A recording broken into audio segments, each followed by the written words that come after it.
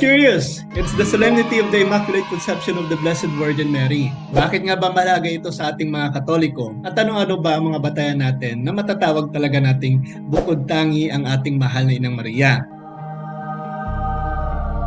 The doctrine of the Immaculate Conception in our Catholic teachings is the belief that Mary, the mother of Jesus, was conceived without original sin.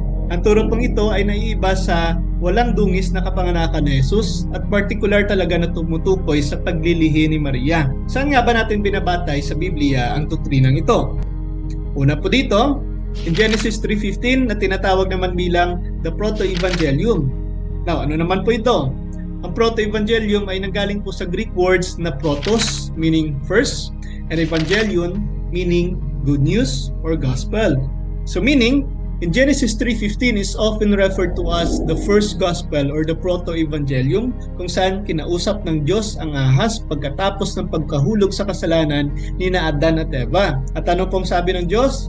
Kayo ng babae aking pag-aawayin, binhimot binhinyay, lagi kong paglalabanin. Ang biniya ang dudurog sa iyong ulo at sa sakong niya'y ikaw ang tutuklaw. I will put enmity between you and the woman. For us Catholics and also based from the interpretation ng mga scholars, ang babae at ang kanyang mga supling ay tumutukoy po sa kay Maria at Jesus, with Mary being free from enmity with the serpent na nagdadala ng kasalanan. Pangalawa po dito, in Luke chapter 1 verse 28, to which we call the Annunciation of Mary, ang pagbati ng Anghel Gabriel sa kay Maria sa Annunciation ay makabuluhan sa konteksto ng Immaculate Conception. Ano pong sabi ng Anghel? Hail, full of grace, the Lord is with you. The phrase full of grace, in the Greek word kicheritumen, na nagsasaad ng espesyal na pabor o biyayang ipinagkaloob kay Maria. So Catholics interpret this as an indication of Mary's sinlessness o ang kawalang kasalanan ni Maria. And last, in Luke chapter 1 verse 41 to 45, to which we call the Visitation of Mary, nang bisitahin ni Maria ang kanyang kamag-anak na si Elizabeth, Elizabeth was filled with the Holy Spirit at nagsabing, "Blessed are you among women, and blessed is the fruit of your womb." At bakit ipinagkaloob sa akin ng ina ng aking Panginoon ay lumapit sa akin? For us Catholics, we consider Elizabeth's words as acknowledging Mary's unique blessedness and role as the mother of the Lord. Kaya yan po, ang tatlong talata na ito ay malinaw na nagpapakita ng kahalagahan ni Maria sa ating mga Katoliko at sa ating pananampalataya. Now, sa ating pagdiriwang na ito, ano-ano naman ang mga mensahe na ipinapabot sa atin ng mga mananampalataya?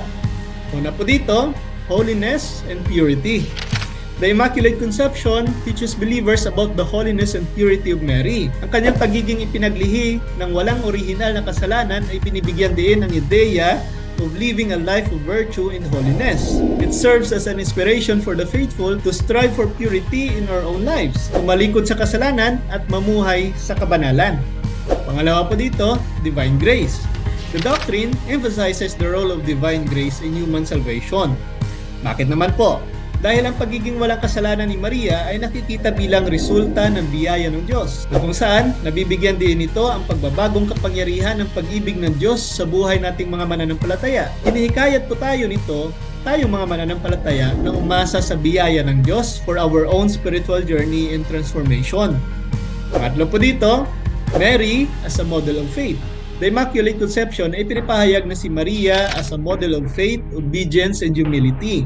Ang kanyang hindi mapagdalawang isip na mag-yes to God at the Annunciation ay isang mahalagang sandali sa kasaysayan ng kaligtasan.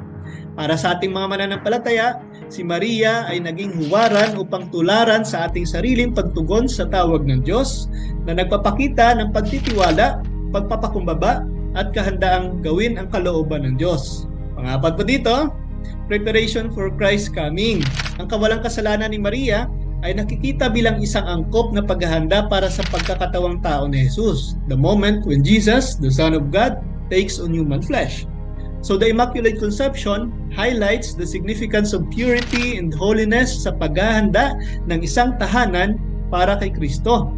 Kaya, inaanyayahan po tayo ng mga mananampalataya na ihanda ang ating mga puso upang tanggapin si Kristo with similar purity and devotion.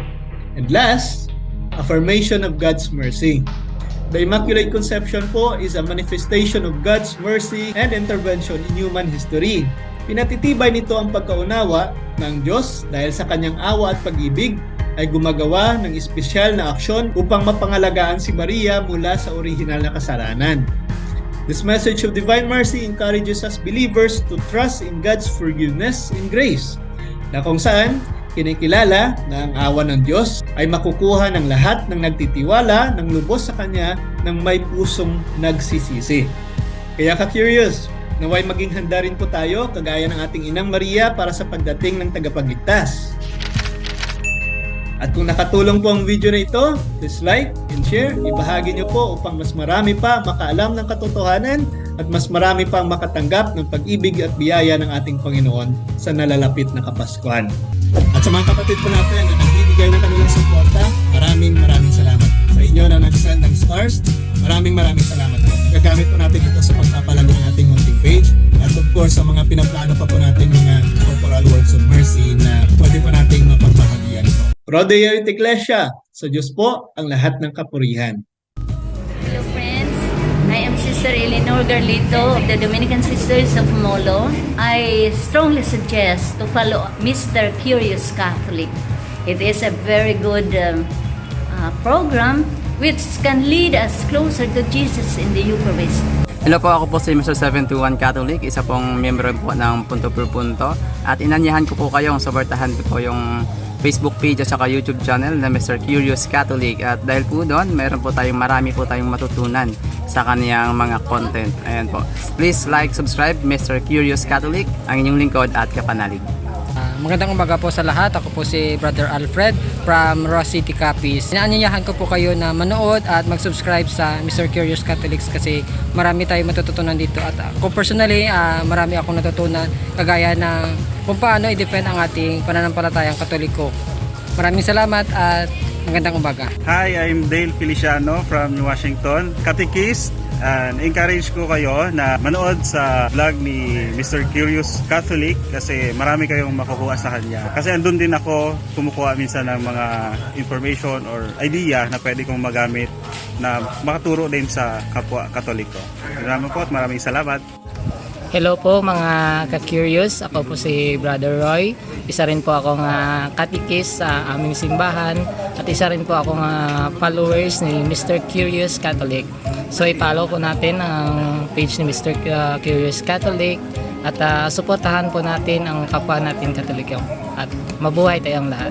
God bless. Hello, ako po si Hilgent, isa pong deboto ng Divine Mercy.